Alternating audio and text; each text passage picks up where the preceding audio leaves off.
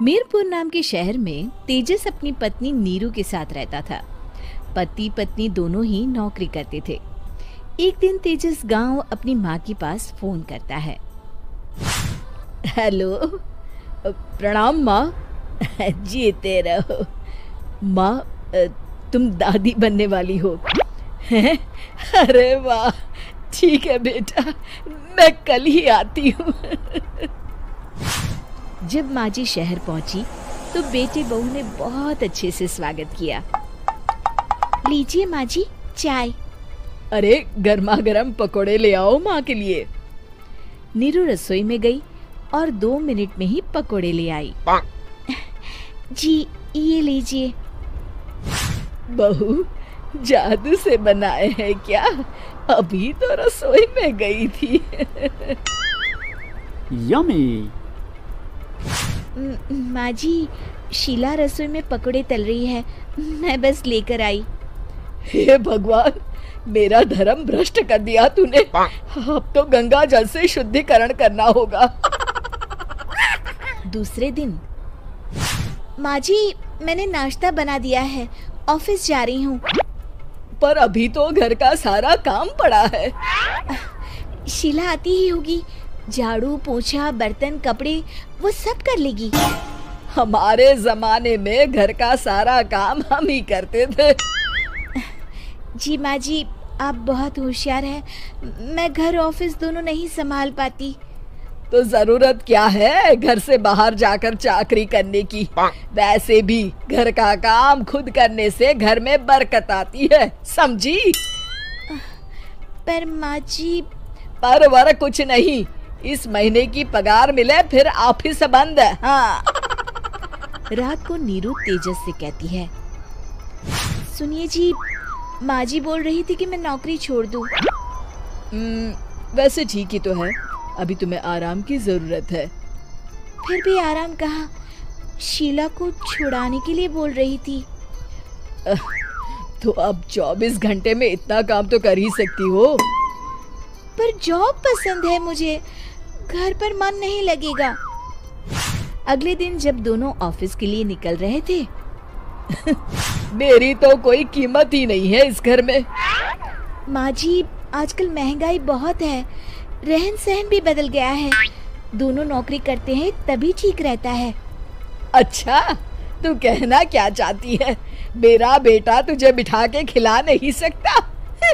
तू ही इस घर का खर्च चला रही है, हैं? नहीं माँ जी, मेरा वो मतलब नहीं था।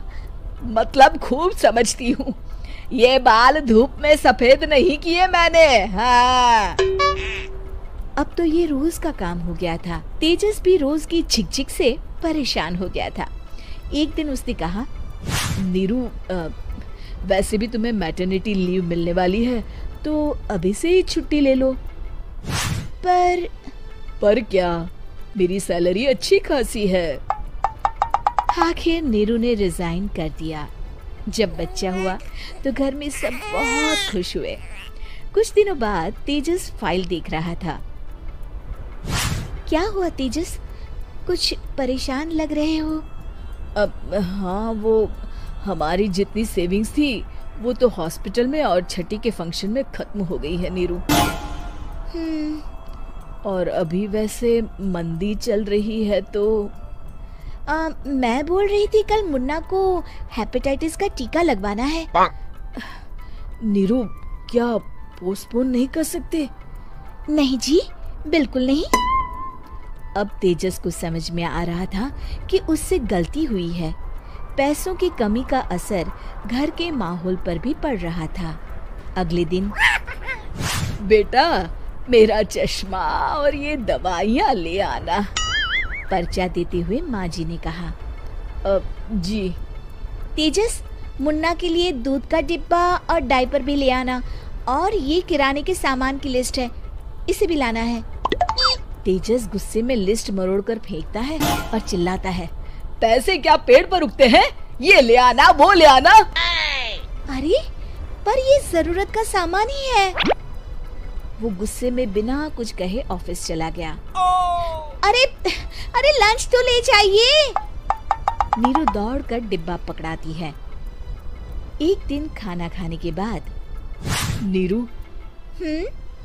अब तो मुन्ना कुछ बड़ा हो गया, तो अब तुम वापस ज्वाइन कर लो ना जॉब। पर इस रिसेशन में जॉब मिलना बहुत मुश्किल है। ट्राई तो करो। फिर मुन्ना? माँ जी है ना, और एक फुल टाइम मेड भी लगा लेंगे। पर माँ जी, उन्हें तो पसंद नहीं। तभी माँ जी वहाँ आ जाती है और प्यार से नीरू के सर पर हाथ फेरते हुए बोलती है, अब मेरी समझ में आ गया बहू, पहले के और अब के समय में अंतर है। तुम काम शुरू करो, मुन्ना की जिम्मेदारी मेरी। मेरी प्यारी माँ जी। ये कहकर नीरू उनके गले लग गई। शिक्षा, परिवर्तन संसार का नियम है, हमें भी समय के साथ चलना चाहिए। उम्मीद है कि आपको हमारी ये कहानी पसंद आई होगी। कृपया हमारे चैनल को सब्सक्राइब करें और सभी अपडेट्स के लिए बेल आइकन जरूर क्लिक करें। और हाँ, वीडियो लाइक और शेयर करना मत भूलिएगा। Bye bye.